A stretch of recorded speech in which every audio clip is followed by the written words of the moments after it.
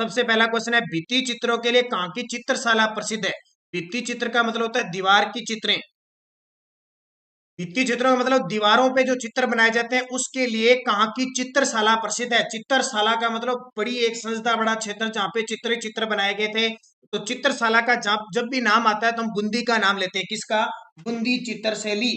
और आपको थोड़ा सा मैं कुछ एक शुरुआती के क्वेश्चनों में पूरी जानकारी दूंगा चित्रकला के बारे में, उसके बाद में मैं आपको जैसे जैसे क्वेश्चन आता है उसके बारे में बताता रहूंगा। बूंदी चित्रशैली की शुरुआत यहाँ के शासक आए थे महाराव सुरजन सिंह। सुरजन सिंह के समय राजस्थान की इस बूंदी शैली की शुरुआत होती है। और स्वर्ण काल पूछे तो एक शासक आए थे उमेद सिंह, एक तो आए थे भाव सिंह और एक उमेद सिंह। इन दोनों का शासन काल चित्रशैली का, बूंदी चित्रशैली का स्वर्ण काल कहा जाता है, ध्यान रखना। और एक शासक आए थे भाव सिंह और अनिरुद्ध सिंह, दोनों को याद रखना। भाव सिंह और अनिरुद्ध सिंह के समय जो बुंदर चित्रशैली थी उस पर दक्षिण भारत की चित्रशैली का प्रभाव भी पड़ा, ध्यान रखना। क्षेत्र विशेष के अनुसार अलग अलग चित्रशैलियां थी, कुछ इनसे क्वेश्चन पूछा जाता है। अब बात आती है कि रंग महल, बूंदी चित्रशैली में रंग महल के जो रंग महल है वहां पे भी भित्ति चित्रों के लिए प्रसिद्ध है, ये भी बूंदी में है। और इसका निर्माण किसके शासन काल में हुआ था? तो शासक आए थे छत्रसाल। छत्रसाल के समय इस रंग महल का निर्माण किया गया था। और बूंदी की चित्रशैली पशु पक्षियों की चित्रशैली के रूप में जानी जाती है। सोने चांदी के रंगों का भी यहाँ पे सबसे ज्यादा प्रयोग किया गया। तो इतनी चीजें आपको याद रखना है। और एक शासक उमेद सिंह को एक चित्र में सुअर का शिकार करते हुए भी दिखाया गया है। तो इतनी बात, जैसे जैसे और कुछ बातें आती जाएगी मैं आपको कन्फर्म करता रहूंगा। अगला, मेवाड़ स्कूल से संबंधित है। स्कूल का मतलब होता है शैली। मेवाड़ स्कूल का जैसे अलग अलग शैलियां थी, आप मेवाड़ स्कूल कह दो चाहे शैलियां कह दो, जब एक ही वाक्य में दो चीजें आ जाती, जैसे मेवाड़ स्कूल से संबंधित शैली है तो यहाँ पे इसने स्कूल लिख दिया। स्कूल का मतलब संस्था या शैली एक ही बात है, याद रखना। मेवाड़ स्कूल से संबंधित शैली है, यानी मेवाड़ स्कूल में कौन कौन सी उप शैली आती है? देवगढ़ की आती है, नाथद्वारा की आती है, उदयपुर की आती है, उपयुक्त सभी। नीड़ का चितेरा किसे कहा जाता है? नीड़ का चितेरा किसे कहा जाता है? परमानंद चोयल को, कृपाल सिंह शेखावत को, और सीधा बता देता हूं सौभाग्यमल गहलोत को नीड़ का चितेरा कहा जाता है। किसको नीड़ का चितेरा किसको कहते हैं? सौभाग्यमल गहलोत को। शेखावटी क्षेत्र के भित्ति चित्रण में किस रंग की प्रधानता है? ध्यान रखना, भित्ति चित्र का मतलब क्या हो गया कि चित्रों पे, जो दीवारों पे जो चित्र बनाए जाते हैं उसमें किस रंग की प्रधानता है? शेखावटी क्षेत्र में तो कथई रंग का भी प्रयोग होता था, गुलाबी रंग का भी होता था, और नीले रंग यानी उपयुक्त सभी। अब ध्यान रखना, शेखावटी नाम शेखावटी का आता है तो चूरू, झुंझुनू, सीकर की हम चर्चा करते हैं। और यहाँ पे खुली कला दीर्घा कहते हैं इस शेखावटी चित्रशैली, जो भित्ति चित्रशैली के लिए प्रसिद्ध है, इसको खुली कला दीर्घा भी कहा जाता है। थोड़ी सी शेखावटी क्षेत्र के बारे में बताता हूँ। और यहाँ की जो सबसे ज्यादा हवेलियां सबसे ज्यादा प्रसिद्ध है जिनका चित्रण किया गया है, किसकी? हवेलियों की। और छत्रियों की सबसे ज्यादा चित्रण पद्धति यहाँ पे अपनाई गई थी, और ज्यादा कोई प्रसिद्ध नहीं है यहाँ की। भित्ति चित्रण की प्रमुख विधियां हैं कि यानी दीवारों पर चित्रण करने की प्रमुख विधियां कौन कौन सी है? तो ये सारी विधि है, फ्रेस्को बुनो, फ्रेस्को सेको और साधारण भित्ति चित्र, सारी की सारी होती है। पेपर में बहुत बार पूछा जाता है फ्रेस्को बुनो क्या होती है? फ्रेस्को बुनो चित्रण पद्धति है जिसे गिल्ली दीवार पर चित्रकारी की जाती है। कैसी? जो गिल्ली दीवार होती है ना, आपने देखा वो गीला प्लस्तर होता है, उस पर अपने अंगुली देते हैं तो चित्र से बन जाते हैं। कैसे बना सकते हो आप आसानी से? तो फ्रेस्को बुनो होता है गिल्ली दीवार पर चित्रकारी, और फ्रेस्को सेको होता है दीवार सूखने पर जो चित्रकारी की जाती है, और साधारण भित्ति चित्रण होता है दीवार पर जो सीधी चित्रकारी की जाती है उसको कहा जाता है। तो सारे के सारे उत्तर इसके क्या हो जाएंगे? सही हो जाएंगे। ताजी प्लस्तर पर की हुई नम भित्ति पर किया गया चित्रण क्या कहलाता है? अभी मैंने बताया, ताजी प्लस्तर का मतलब गीला प्लस्तर है, उस पे जो चित्रण किया जाता है उसको क्या कहते हैं? तो फ्रेस्को बुनो कहा जाता है। कौन सा? फ्रेस्को बुनो कहा जाता है। तो ये शब्दावली याद रखना, पेपर में पूछी जा सकती है। भैंसों के चितेरे किसे कहा जाता है? भैंसों के चितेरे, जितने भी चितेरे का मतलब भैंसों के चित्र बनाने के रूप में कौन विख्यात है? तो परमानंद गोयल या चोयल भी इसको कहते हैं, परमानंद गोयल या चोयल भैंसों के चित्र बनाने के प्रसिद्ध है। भारतीय पारंपरिक कला के युग पुरुष और ब्लू पोट्री के पर्याय के रूप में विख्यात व्यक्तित्व है, यानी ब्लू पोट्री के प्रसिद्ध कलाकार कौन है? ब्लू पोट्री का मतलब नीले बर्तन बनाने में निपुण, नीले बर्तन बनाने में निपुण कौन है? तो नाम आता है कृपाल सिंह शेखावत, पद्मश्री कृपाल सिंह शेखावत। ये ब्लू पोट्री ये लाहौर से मानसिंह प्रथम लेके आए थे आमेर के अंदर, याद रखना इंपॉर्टेंट है। तो बहुत सारे क्वेश्चन है, तो तथ्य बताने की वजह से आपको जरूरत ही नहीं पड़ेगी, इतने सारे क्वेश्चन एक साथ लेके आए हूं। अगला, असंगत युगम को छांटिए। हीरानंद ने सुपासनाएतरियम ग्रंथ लिखा था, साहिबुद्दीन ने रागमाला लिखी थी, मनोहर व साहिबुद्दीन ने आर्ष रामायण लिखी थी। तो असंगत कौन सा हो जाएगा? तो सारे के सारे सही है, इनमें से कोई नहीं। हीरानंद ने सुपासनाएतरियम लिखी थी, ये आपको पता है चित्रकार थे किसके समय? कुंभा के समय। साहिबुद्दीन थे, रागमाला लिखी, और मनोहर भाई साहिबुद्दीन आर्ष रामायण पे ये लिखे, और इनके चित्र भी बनाए, ये भी ध्यान रखना। असंगत को छांटिए फिर। धनसार कल्पसूत्र, धनसार ने कल्पसूत्र लिखा। जगन्नाथ ने बिहारी सतसई लिखी। कलमचंद्र ने श्रावण प्रतिकमन सूत्र चूर्णी, जो राजस्थान का पहला चित्रित ग्रंथ है, 1260 में कमल चंद्र ने तेज सिंह के समय लिखा था। तेज सिंह शासक आए थे ना, उनके समय श्रावक प्रतिक्रमण सूत्र चूर्णी ग्रंथ लिखा था। ये तो बिल्कुल सही है। तो असंगत इनमें से कोई नहीं, सारे के सारे सही है। जगन्नाथ ने बिहारी सतसई को चित्रित किया था, ध्यान रखना। धनसार ने कल्पसूत्र को चित्रित किया था। हड़ौती स्कूल से संबंधित शैली है, यानी हड़ौती स्कूल की उपशैलियां कौन सी आ जाएगी?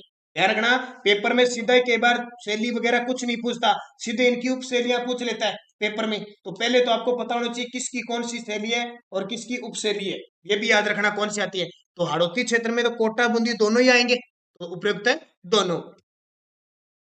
कुमार स्वामी ने राजपूत चित्रकला शैली का वैज्ञानिक विभाजन किस पुस्तक में किया? ये इंपॉर्टेंट क्वेश्चन है। कुमार स्वामी ने राजपूत चित्र शैली का वैज्ञानिक विभाजन किस पुस्तक में किया? इस पुस्तक का नाम है राजपूत पेंटिंग्स। क्या नाम है?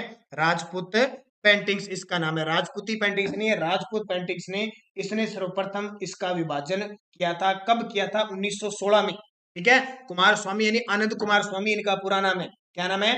आनंद कुमार स्वामी ने 1916 के अंदर ये सर्वप्रथम वैज्ञानिक विभाजन किया था। एक क्वेश्चन आ सकता है, याद रखना। अगला, मारवाड़ स्कूल से संबंधित शैली है, यानी मारवाड़ की कौन कौन सी उपशैली है? तो मारवाड़ में जोधपुर आएगा, बीकानेर, जैसलमेर सारी आएगी, क्योंकि किसकी? जो राठौड़ वंश के जितने भी थे इनकी सबकी शाखाएं थी, तो उपयुक्त सभी। वैसे बीकानेर शैली अलग है, लेकिन भाग किसका है? वो मारवाड़ शैली का ही भाग है। तो ये सारी उपशैलियां हैं। अगला, ललित कला अकादमी जयपुर में स्थित है। अकादमी का स्थापना वर्ष, ये काम क्या करती है? पूरे राजस्थान में जितने भी कलाकार है, जितने भी संस्था है या कोई भी चित्रकारी से संबंधित है, सारा काम प्रोत्साहन देने का काम ललित कला अकादमी जयपुर करती है। इसकी स्थापना कब हुई थी? याद रखना, 1957 में ललित कला अकादमी जयपुर में इसकी स्थापना हुई थी। किसका शासनकाल मेवाड़ शैली का स्वर्ण काल माना जाता है? स्वर्ण काल का मतलब क्या होता है? किसके शासनकाल में सर्वाधिक चित्र बने, सबसे ज्यादा जो चित्रकला का विकास हुआ और चित्रकारों ने सहानुभूति, प्रस्तरीय आश्रय प्रदान किया? तो किसके शासनकाल में? महाराणा जगत सिंह के काल में। किसके काल में? राजस्थान की सबसे पुरानी और आधारभूत शैली पूछे तो वो कौन सी है? मेवाड़ चित्र शैली है। कौन सी? मेवाड़ चित्र शैली राजस्थान में सबसे प्राचीन चित्र शैली है। ये क्वेश्चन एग्जाम में पूछा जाता है, जिसके अंदर आपको पता है नाथ द्वारा, देवगढ़ और ये सारी चित्र शैलियां आती है। सबसे प्रमुख चित्र शैली है, और इस मेवाड़ शैली पर अजंता शैली का प्रभाव भी पड़ा हुआ है, याद रखना। और ताड़ पत्रों पर सबसे पहले चित्रित ग्रंथ तेज सिंह के समय श्रावक प्रतिक्रमण सूत्र चूर्णी कमल चंद्र ने आहड़ में लिखा था। लेकिन पूछे कि स्वर्ण काल पूछे तो जगत सिंह के काल से इसकी शुरुआत होती है। किसके साल में? जगत सिंह के काल में। बाकी मेवाड़ चित्रशैली बहुत लंबी चौड़ी है, लगभग शासकों के काल में इस पर प्रभाव पड़ा था। चितेरोरी ओवरी, जिसको कहते हैं तस्वीरारो कारखानो नामक कला विद्यालय के संस्थापक कौन थे? चितेरोरी ओवरी यानी एक संस्था स्थापित की थी, किस शासक ने स्थापित की थी ये?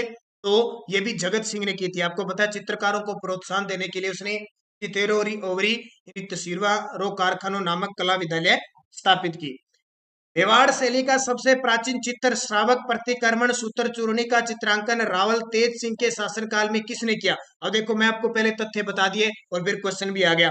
तो श्रावक प्रतिक्रमण सूत्र चूर्णी 1260 में तेज सिंह के समय कमल चंद्र ने आहड़ में चित्रित किया। याद रखना, ताड़ पत्रों पर चित्रित किया था। ये राजस्थान का मेवाड़ का पहला प्राचीन चित्र है, चित्रित ग्रंथ है। चित्रित ग्रंथ का मतलब ग्रंथ भी लिखा गया और उसमें चित्र भी बनाए गए। पिछवाई चित्रांकन किस चित्र शैली की विशेषता है? ये तो आपने बहुत बार, पिछवाई का मतलब है पिछवा, जो कपड़े के ऊपर होता है वो कृष्ण, जो श्री कृष्ण के चित्र बनाए जाते थे, चित्रांकन किया जाता था। तो नाथ द्वारा रासमंच चित्र शैली का खास करके प्रसिद्ध है। भारत की मोनालिसा कहा जाने वाला चित्र बणी ठनी का संबंध किस चित्र शैली से है? बणी ठनी का संबंध, और ये सबसे ज्यादा चर्चित है बणी ठनी का। और कहाँ की प्रसिद्ध है? किशनगढ़ की बणी ठनी।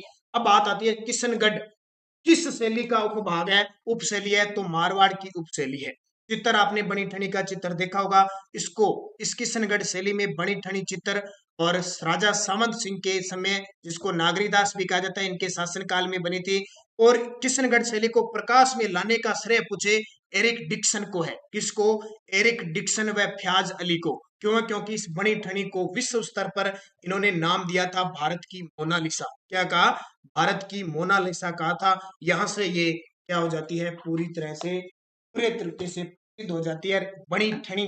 ठीक है, किशनगढ़ के राजा सामंत सिंह की प्रेमिका थी, ये रसिक प्रिय थी, जिसे सामंत सिंह या नागरीदास अपनी राधा मानता था, खुद को कृष्ण मानता था और खुद राधा। और इसका चित्र मोर ध्वज निहाल चंद ने बनाया था। निम्न में से कौन सी शैली बाहरी शैलियों से सबसे कम प्रभावित है? तो सबसे कम प्रभावित कौन सी चित्र शैली है? तो याद रखना जैसलमेर शैली है, क्योंकि यहाँ पे न तो मराठों का ज्यादा आगमन था, न मुगलों का कुछ ज्यादा प्रभाव था, इसके अलावा न अंग्रेजों का था, इसलिए सबसे कम प्रभावित हुई जैसलमेर शैली। मूमल किस चित्रकला शैली का प्रमुख चित्र है? मूमल गीत और मूमल, ये सारे जैसलमेर के प्रसिद्ध है। मूमल और अमरकोट के राजा महेंद्र की ये इसमें कहानी है। और आपने एक चित्र देखा होगा ऊंट पर सवार, जिसमें मूमल और महेंद्र का चित्र अंकित होता है। आदमकद चित्र किस चित्र कला शैली की मुख्य विशेषता है? आदमकद का मतलब क्या होता है कि एक व्यक्ति की तस्वीर, सामने की तस्वीर, ऐसे एकदम खड़े तरीके से जो तस्वीर बनाई जाती है, उसको कहते हैं आदमकद। यानी आदमकद मतलब ये कान है इधर वाला, तो इधर वाला भी दिखाई देगा। कई चित्र होते हैं एक कान दिखाई देता है, दूसरा दिखाई नहीं देता है, यानी पूरी तस्वीर सामने दिखाई देती है एकदम, वो चित्र होता है आदमकद। ये कहाँ का प्रसिद्ध है? जयपुर का। और सबसे पहले जयपुर में स्वाई ईश्वरी सिंह का आदमकद चित्र बना था, ये भी याद रखना। इसके अलावा जमुना दास, छोटे लाल, बक्सा राम और नंदलाल किस चित्र शैली से संबंध रखते हैं? ध्यान रखना, पेपर में 4-5 आपको चित्रकार दिए जाएंगे और ये पूछा जाएगा कि ये किस चित्रकला से संबंधित है, और ये क्वेश्चन एग्जाम में आए हुए हैं। जमुना दास, छोटे लाल, बक्सा राम और नंदलाल किस चित्र शैली के चित्रकार हैं? तो सीधा सीधा पेपर में आ जाएगा अलवर चित्र शैली के चित्रकार है। किसके? अलवर चित्र शैली के चित्रकार है। याद रखना, इंपॉर्टेंट है। अलवर चित्र शैली जयपुर चित्र शैली का उपभाग है। ठीक है, और इस किसके समय शुरू हुई थी? भाई प्रताप सिंह के समय अलवर चित्र शैली शुरू हुई थी, और सबसे ज्यादा विनय सिंह के काल में इसमें सबसे ज्यादा चित्रकला का विकास हुआ, इसलिए इसका काल क्या कहलाता है? स्वर्ण काल कहलाता है। और एकमात्र चित्र शैली है जिसमें वेश्या गणिकाओं के चित्र भी अलवर में बने हुए हैं। राजस्थानी चित्र शैली विशुद्ध रूप से भारतीय, ये किसने कहा था? राजस्थानी चित्र शैली विशुद्ध रूप का मतलब होता है एकदम प्योर, एकदम शुद्ध, 100%। ठीक है, ये किसने कहा था? ये बहुत इंपॉर्टेंट है, लॉरेंस विलियम ने कहा था। लॉरेंस विलियम ने कहा कि राजस्थान चित्र शैली है वो विशुद्ध रूप से भारतीय है। बीकानेर के मथेरण समुदाय के संबंध में दिए गए कथनों पर विचार किए। मथेरण कला है ना बीकानेर की, बीकानेर की मथेरण कला है। बीकानेर चित्रशैली के विकास में इसका प्रचुर योगदान है। महाराजा अनूप सिंह के काल में मथेरण समुदाय को संरक्षण मिला था। मथेरण विशेषकर शासकों के व्यक्तिगत चित्र उकेरने के लिए जाने जाते हैं। मथेरण जो अपने आप को महात्मा भी कहते थे, एक जैन समुदाय है। तो इसका उत्तर सारे सही है, ध्यान रखना। आगे सारे के सारे मथेरण अपने आप को महात्मा कहते थे और जो एक जैन समुदाय से संबंधित थे प्रचुर मात्रा में अनूप के काल में, इसलिए बीकानेर चित्रशैली का स्वर्ण काल अनूप सिंह के चित्रकाल को कहा जाता है। ये सारे के सारे सही है। पिछवाई कलाकृतियों में बने चित्र उदित किए गए राजपूतों के जीवन पर, नारी सौंदर्य पर, रामायण पर या भगवान श्री कृष्ण के जन्म पर। पिछवाई कला भगवान श्री कृष्ण के चित्र बनाए जाते थे, ध्यान रखना, कपड़े पर, वो पिछवाई कला थी। जयपुर राज्य के कारखाने का नाम जहां कलाकार चित्र और लघु चित्र बनाते थे, यानी जयपुर राज्य में एक कारखाना था जिसमें कलाकार चित्र बनाते थे और लघु चित्र बनाते थे, और बहुत पूरे राजस्थान में प्रसिद्ध थे। उसको क्या कहते थे? इसको कहते थे सूरत खाना। इसको क्या कहते थे? सूरत खाना कहा जाता था। स्वाई प्रताप सिंह के समय ये बने थे, और प्रताप सिंह का काल जयपुर की चित्रकला का स्वर्ण काल कहलाता है। किशनगढ़ शैली का प्रसिद्ध चित्रकार था, तो किशनगढ़ चित्र शैली का प्रसिद्ध चित्रकार कौन था? तो जाहिर सी बात है, किशनगढ़ शैली का जो प्रसिद्ध चित्रकार था वो नागरीदास खुद, जो सामंत सिंह था, वो चित्र बनाता था खुद, इतना शौकीन था वो। पक्षियों को महत्व देने वाली चित्रशैली, ये क्वेश्चन याद रखना बहुत इंपॉर्टेंट है। तो बूंदी शैली है वो पक्षियों को महत्व देने वाली चित्रशैली, पशु यानी पशु पक्षियों के सर्वाधिक चित्र बने थे और शुरुआत में मैंने आपको बता दिया। प्रसिद्ध चित्र डोला मारू की चित्र शैली है। डोला मारू कहाँ की है? तो डोला मारू का नाम आते जैसलमेर आएगा और अभी बजट में भी घोषणा हुई है कि जैसलमेर में डोला मारू पर्यटन की दृष्टि से विकसित किया जाएगा। भित्ति चित्रण की दृष्टि से कहाँ की हवेलियां प्रसिद्ध है? मैंने आपको बताया था ना कि कहाँ की हवेलियां प्रसिद्ध है और वहां भित्ति चित्र सबसे ज्यादा प्रसिद्ध हुए। तो शेखावटी क्षेत्र की हवेलियों में भित्ति चित्र सर्वाधिक प्रसिद्ध है, यह याद रखना। वेसरी किस शैली का प्रमुख आभूषण है? वेसरी आपने पता है नाक में पहना जाता है, वैसे नाक जब गंदा हो जाता है तो इसको कहते हैं बेसुरा। वेसरी याद रखना। वेसरी किशनगढ़ चित्र शैली का प्रमुख है। ये किशनगढ़ शैली का जो मणिठंडी जो आप चित्र देखना नाक के अंदर जो आभूषण पहन रखा है उसको वेसरी कहते हैं। डॉक्टर श्रीधर अंधारे को किस शैली को प्रकाश में लाने का श्रेय दिया जाता है? डॉक्टर श्रीधर अंधारे को किस शैली को प्रकाश में लाने का श्रेय दिया जाता है? तो याद रखना देवगढ़। कौन सी? देवगढ़ चित्र शैली को प्रकाश में लाने का श्रेय किया जाता है। अब बात आती है देवगढ़ है कहाँ पे? देवगढ़ चित्र शैली है राजसमंद के अंदर। कहाँ पे है? राजसमंद के अंदर है और उसको प्रकाश में लाने का श्रेय श्रीधर अंधारे को जाता है। ध्यान रखना, एक रावल द्वारकादास आए थे उसके समय देवगढ़ में चित्र शैली की क्या होती है? शुरुआत होती है। सर्वाधिक एक शासक आते हैं जय सिंह, जय सिंह आते हैं, उनके समय सबसे ज्यादा विकास होता है। अब इस देवगढ़ पर ध्यान रखना, मेवाड़ चित्रशैली का भी प्रभाव होता है, मारवाड़ चित्रशैली का प्रभाव भी होता है, ढूंढाड़ शैली का भी प्रभाव होता है, इसलिए इसको मिश्रित शैली कहते हैं। ध्यान रखना, तीन इधर तो आगे ढूंढाड़ चित्रशैली, इधर आगे मेवाड़ चित्रशैली और इधर आगे मारवाड़ शैली, तीनों का प्रभाव किसके ऊपर पड़ा? देवगढ़, इसलिए इसको मिश्रित शैली या अंग्रेजी में पेपर में आ सकता है कोकटेल। कोकटेल का प्रभाव, कोकटेल कहते हैं मिश्रित को, ठीक है। और वल्लभ संप्रदाय का प्रभाव इस पे देखने को मिलता है, तो ये इंपॉर्टेंट है। हरे और पीले रंग का प्रयोग यहाँ हुआ था। कमला चोखा वेजनाथ यहाँ के प्रमुख चित्रकार थे। तो मैंने सारी देवगढ़ के बारे में बता दी। अब कोई भी क्वेश्चन आएगा तो आप सही कर लेना। मथेरन व उस्ता कलाकारों ने किस शैली को पोषित किया?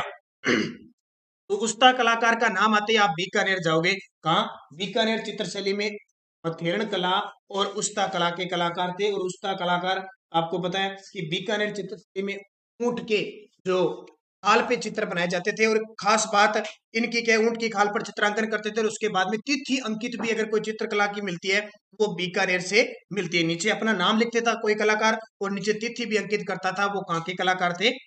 बीकानेर के। अब बीकानेर में जो मथेरन कला है उसके प्रमुख चित्रकार ध्यान रखना मुकुंद, चंदूलाल, लालचंद्र, ये खास थे। और उस्ता कला के जितने भी खान थे, मुन्नालाल, साहिबदीन, रहीम खान, अहमद उमरानी, अब्दुल्ला हसन, बहुत सारे नाम थे। हिसामुद्दीन उस्ता, हसन रजा, रुकनुद्दीन, नाथू, ये सारे थे। अब बीकानेर चित्रशैली का स्वर्ण काल किसको कहते हैं? तो आपको पता है कि अनूप सिंह के शासन काल को स्वर्ण काल कहा जाता है। याद रखना, अनूप सिंह लाहौर से उस्ता कला लेके आए थे बीकानेर में, जो क्या कहलाई? उस्ताद कहलाते। और शुरुआत ज्यादातर कल्याणमल के काल से इसकी शुरुआत हो जाती है। बीकानेर शैली का प्रारंभिक चित्र भागवत पुराण किस शहर के किस शासक के समय चित्रित हुआ था? बीकानेर में भागवत पुराण चित्रित हुआ, उस समय बीकानेर के शासक कौन थे? ध्यान रखना, बीकानेर के शासक थे महाराजा राय सिंह।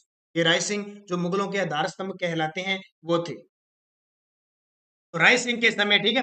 अगला, किस चित्र शैली में नारियों को भी शिकार करते हुए दिखाया गया है? किस चित्र शैली में नारियों को भी शिकार करते हुए दिखाया गया? जब शिकार का नाम आ जाएगा तो आप किस चित्र शैली की तरफ जाओगे? पशु पक्षियों का नाम आते तो आप बूंदी की तरफ जाओगे।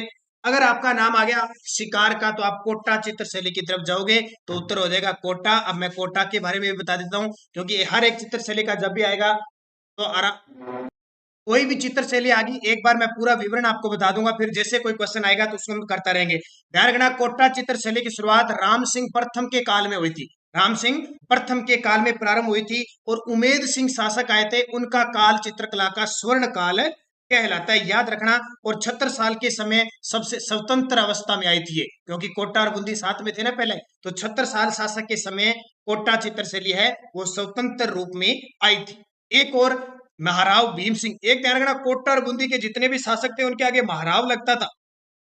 ये पेपर में पूछा जाता है महाराव।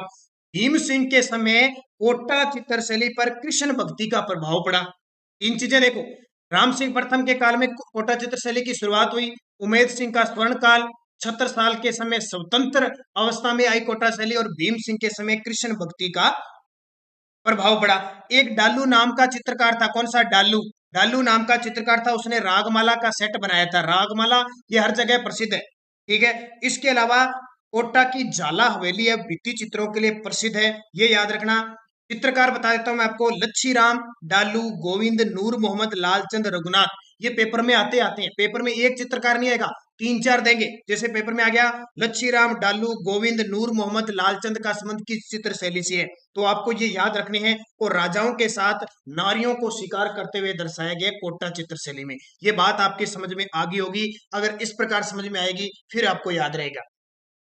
राजस्थान में भित्ति चित्रों को चिरकाल तक जीवित रखने के लिए एक आलेखन विधि पद्धति है, उसे क्या कहते हैं? राजस्थान में भित्ति चित्रों को चिरकाल का मतलब लंबे समय तक जीवित रखने के लिए एक आलेखन विधि या पद्धति है, उसे क्या कहा जाता है? तो याद रखना, आरायस। आरायस उसे कहा जाता है। मारवाड़ शैली में निर्मित रागमाला चित्रावली 1623 ईस्वी का चित्रांकन किसने किया था? यह रागमाला लगभग हर चीज में एक प्रसिद्ध ग्रंथ है, धार्मिक और प्रेम संगीत से संबंधित है। तो 1623 में चित्रांकन किसने किया? मारवाड़ शैली में। पुंडरिक ने, मीर बख्श ने, वीर जी ने या साहिब राम ने? तो ध्यान रखना, वीर जी के द्वारा। अब वो रागमाला देगा ना तो वो आपको शैली पूछेगा और फिर चित्रकार का नाम पूछेगा, याद रखना। चावंड शैली के प्रसिद्ध चितेरे नसरुद्दीन ने रागमाला का चित्रण किस शासक के संरक्षण में किया? अब देखो, चावंड शैली आ गई जो मेवाड़ शैली की उपशैली थी, और ये महाराणा प्रताप के समय शुरू होती है, और चावंड शैली सबसे ज्यादा विकास होता है अमर सिंह प्रथम के काल में, ठीक है। तो रागमाला का चित्रण किस शासक के संरक्षण में किया गया? तो याद रखना, अमर सिंह प्रथम। राज जो चावंड शैली में जो चित्र बने थे ना, वो अमर सिंह के काल में ही बने थे, क्योंकि महाराणा प्रताप तो अकबर से जूझ रहे थे। निम्न में से वह चित्रकला शैली जिसमें हिंदू पौराणिक चित्र बने और कलाकार अपने चित्रों पर तिथि और नाम लिखते थे। अब ये आते ही आपका नाम क्या आ जाएगा? बीकानेर के उस्ताद होते थे, वो तिथि भी लिखते थे और नाम भी लिखते थे चित्र बनाने के बाद। भित्ति चित्रण की आरआईएस पद्धति भारत में कहां से आई? चिरकाल तक भित्ति चित्र को पद्धति को जीवित बनाए रखने के लिए आरआईएस पद्धति अपनाई गई। मैंने अभी आपको बताया। ये भारत में कहां से आई? भारत में भी कहां से आई? इटली से आई थी। कहां से? इटली से। सुमेलित कीजिए, भैंसों का चितेरा, भीलों का चितेरा, नीड़ का चितेरा, नागरीदास। इंपॉर्टेंट है। भैंसों का चितेरा कहते हैं परमानंद चोयल को, परमानंद चोयल या गोयल को। भीलों का चितेरा कहते हैं गोवर्धन लाल बाबा को। नीड़ का चितेरा कहते हैं सौभाग्यमल गहलोत को, और नागरीदास सावंत सिंह को कहते हैं। चितेरा का मतलब उनके चित्र बनाए गए थे। भीलों का चितेरा, भैंसों के चित्र बनाने वाले, नीड़ के चितेरे बनाने वाले। तो उत्तर क्या हो जाएगा? अभी मैंने आपको बता दिया, 1 3 2 4। अजंता की चित्रकारी में क्या निरूपित किया गया है? अजंता महाराष्ट्र की चित्रकारी है, उसमें किसकी? तो आपको पता है, जातक कथा, बौद्ध धर्म से संबंधित चित्रकारी की हुई है। बौद्ध धर्म, महात्मा बुद्ध के चित्र बने हुए हैं। उदयपुर के किस शासक ने चितेरों की ओवरी नामक विद्यालय स्थापित किया? अभी पहले क्वेश्चन आ चुका है।